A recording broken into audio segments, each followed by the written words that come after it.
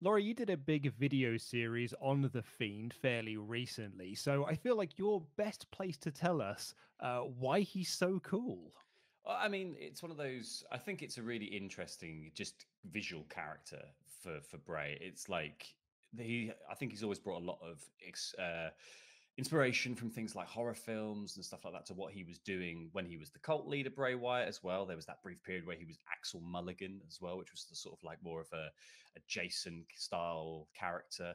Um, Friday the 13th, Jason. And then, but then you've kind of, it all evolves out into the Fiend. But what I think is brilliant about the Fiend is that it has kind of these mechanisms in place that make it more than just a horror villain. Like, take someone like Freddy Krueger, right? Like Freddy Krueger was a very, I think, probably a very terrifying character early on, and the more he talked and the longer the film series went on, the more ridiculous the kills came. I think he was still scary, but he became the film began to revolve around him as like the attraction, and he became much more of a character. And I think the brilliance in the Fiend is because you've got Funhouse Bray, Mr. Rogers Bray that exists over here, you've got a mechanism that allows Bray to take part and talk and all the things that really that the Undertaker even hasn't been able to do for much of his career.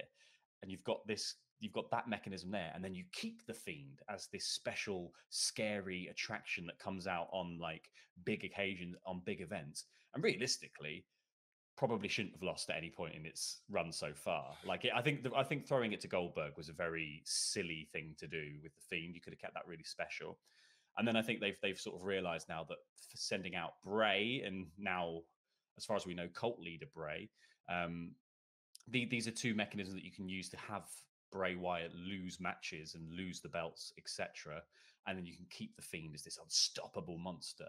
And I think that's what's really fascinating is that Bray has come up with this notion because a lot of what happened with the original cult leader character didn't work because of the way that WWE booked him. Like all the obviously Bray was just known as like a mouthpiece. Like he was very good at talking, very strong in terms of like setting up a feud and building into these huge matches that felt really important. And he really felt like a threat. Like the whole new face of fear stuff building in with the Undertaker was amazing. Like the stuff that he said, the promos, that him building a coffin in kind of like in a sort of like a callback to old Undertaker bits, like it was all brilliantly done. And but you have to have Bray Wyatt lose that match.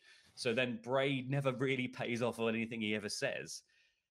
And do you know what? That's fine when you've got big scary monster that you're talking about. Like, the cool thing about Mr. Rogers is he can always be like, yeah, but when the Fiend turns up, that's when you're going to be scared. That's when you're going to lose. And if the Fiend doesn't turn up, then he's kind of allowed to lose. And you think, well, it's not the Fiend. It's not like his Super Saiyan form, is it? It's not. This is not. He's not throwing everything at it. He's not formed the Megazord and lost.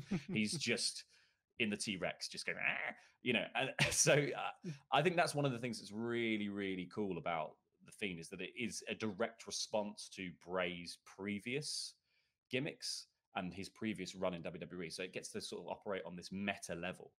Um, but then it also back references all those things at the exact same time. So like while it's both a sort of kayfabe reference where it's like, well, the cult leader Bray Wyatt still exists in here somewhere, and he brings up Sister Abigail all the time, and there's Abby the Witch, and there's Mercy the Buzzard, and there's all these little bit of little Easter eggs for people who've been paying attention the whole time to sort of cling on to and extrapolate out into a 3-part video series.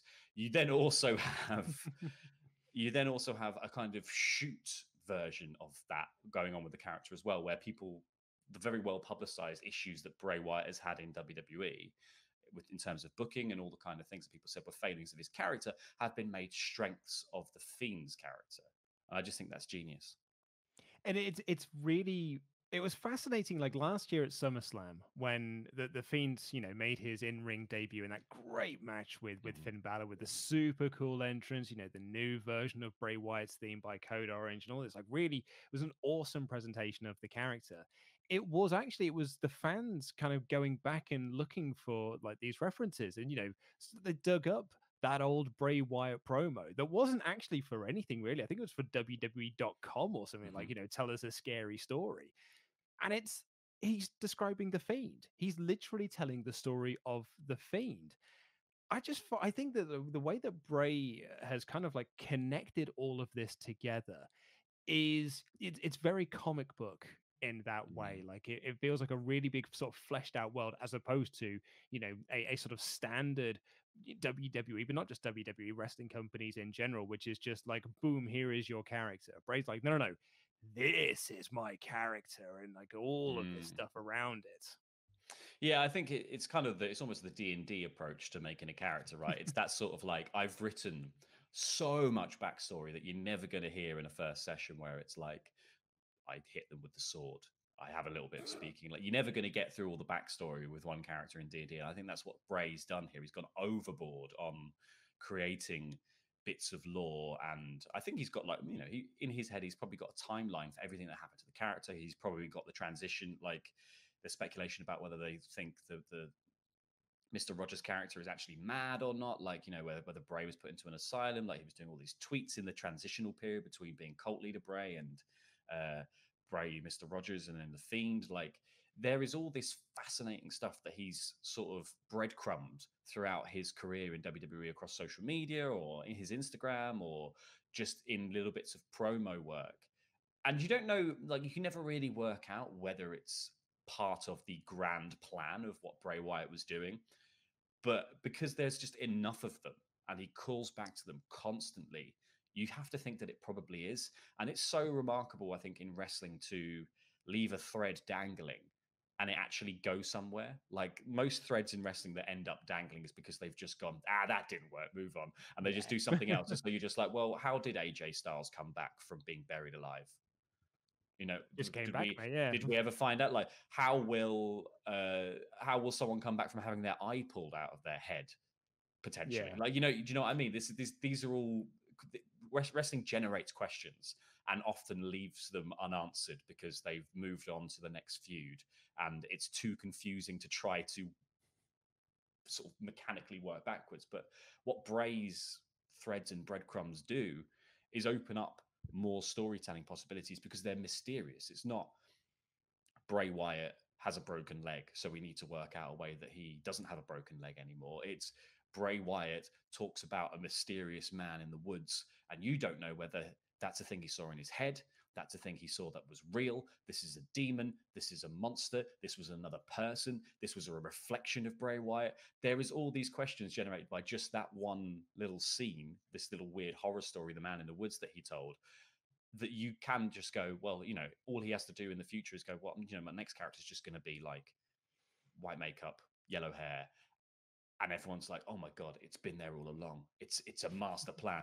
It's crazy. And like, I was speaking to Carl Scarborough, who is he's a tattoo artist, and he sketched the original design for the Fiend for Bray, like working with him to kind of come up with what the character would look like, and it's all based on the Joker, like Greg Capullo's Joker that came back when Scott Snyder was doing Batman.